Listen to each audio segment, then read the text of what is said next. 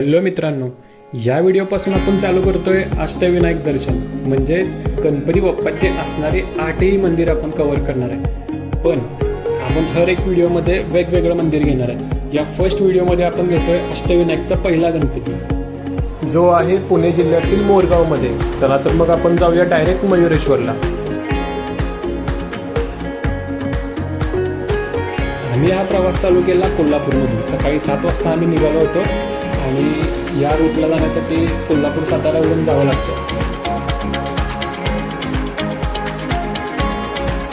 सुरुवातीला आम्हाला सातारा लागलं. सातारावरती तुम्हाला माहिती आहे, सातारचे कंदी पेढे हे खाल्ल्याशिवाय पुढे जाणं इम्पॉसिबल आहे. मग आम्ही थोडे कंदी पेढे वगैरे घेतले, खूप छान होते. आणि इथून थोडंफार अंतर राहिलेलं आहे मोरेगावला. चला जाऊया डायरेक्ट मोरेगावला.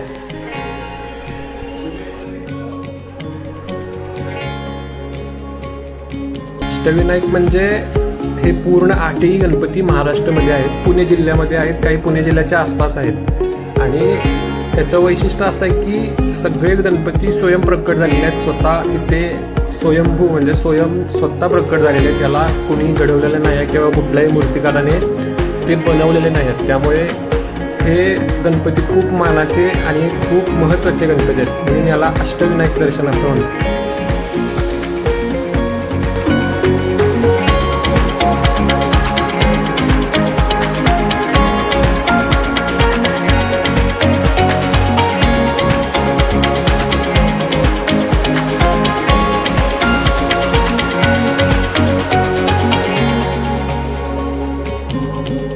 आणि आत्ता आपण एंट्री करतोय पुणे जिल्ह्यातील बारामती तालुक्यामध्ये.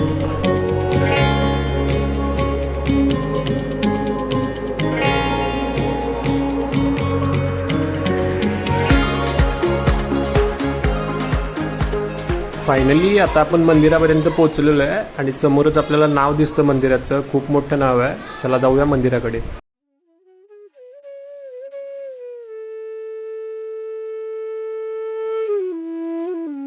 मंदिराकडे जाताना आहे ना, तुम्हाला राईट आणि लेफ्ट दोन्ही साईडला छोटे छोटे स्टॉल्स भेटतात. इथे तुम्ही गणपतीसाठी लागणारे दुर्वा, हार, नारळ अशा बऱ्याच गोष्टी घेऊ शकता. इव्हन तुम्ही लहान मुलांचे खेळणी सुद्धा इथे घेऊ शकता. खाण्यापिण्याच्या गोष्टी तर आहेच, बाकी अदर गोष्टी पण बऱ्याच इथे खरेदी करण्यासारख्या आहेत. हे पाहत पाहत आम्ही मंदिरापर्यंत केव्हा पोहोचलो आम्हालाच कळलं नाही.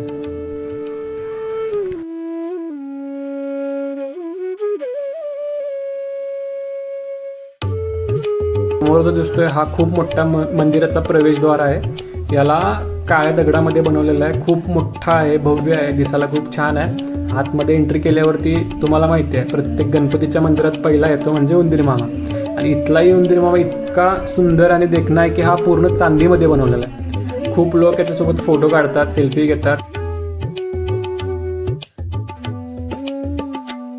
या मंदिरला आलात किंवा अष्टविनायकच्या कोणत्याही मंदिरला गेलात तर तुम्हाला थोडा वेट हा करावाच लागणार आहे दर्शनासाठी. कारण भक्तच तितके आहेत आणि येतातही तितके रोज दर्शनासाठी. त्यामुळे थोडं तुम्हाला लाईनमधून दर्शन घ्यावं लागणार आहे. मयुरेश्वर मंदिराकडून आहे ना, भक्तांसाठी खूप चांगली सोय केलेली आहे. जागोजागी फॅन बसवलेले आहेत, वरती छत बनवलेलं आहे. त्यामुळे तुम्ही दर्शन घेताना तुम्हाला कोणताही त्रास होणार नाही आहे. आम्हाला दर्शन घेण्यासाठी मॅक्झिमम 30 मिनिटं किंवा 20 मिनिटाचा टाइम लागला. दर्शन पण फास्ट आहे, आराममध्ये दर्शन होतं. इथे मंदिराच्या गाभाऱ्यामध्ये मोबाईल अलाउड नाही आहे, त्यामुळे फोटो किंवा व्हिडिओ घेणं पॉसिबल नाही. म्हणून मी आतमध्ये जो CCTV लावलाय त्याचं लाईव्ह दर्शन बाहेर होतं, ते तुम्हाला दाखवतो. आणि मयुरेश्वर गणपतीचं वैशिष्ट्य असं आहे की हा डाव्या सोंडेचा गणपती आहे आणि याच्या दोन्ही डोळ्यांमध्ये हिरे बसवलेले आहेत. आणि तुम्हाला माहिती आहे का, या गावचं नाव मोरगाव का दिलेलं आहे? कारण या गावामध्ये हा गणपती मोरावरती बसून आला होता, म्हणून या गावला मोरगाव नाव असं दिलेलं आहे. आणि या मंदिराच्या चारही बाजूला 50 फूट उंचीच्या मोठ्या मोठ्या भिंती आहेत, संरक्षण कडा आहेत. आणि हे पूर्ण मंदिर जे आहे हे पूर्ण काळ्या दगडांमध्ये बनवलेलं आहे. मंदिराच्या बाहेर येताच मंदिराच्या बॅक साईडला रोज 12 ते 2 टाइम लक्षात घ्या, 12 ते 2 या वेळेमध्ये मंदिराकडून महाप्रसाद दिला जातो. रोज प्रत्येक येणाऱ्या कोणत्याही कितीही लांबच्या भक्तांना रोज महाप्रसाद येथे मंदिराकडून दिला जातो.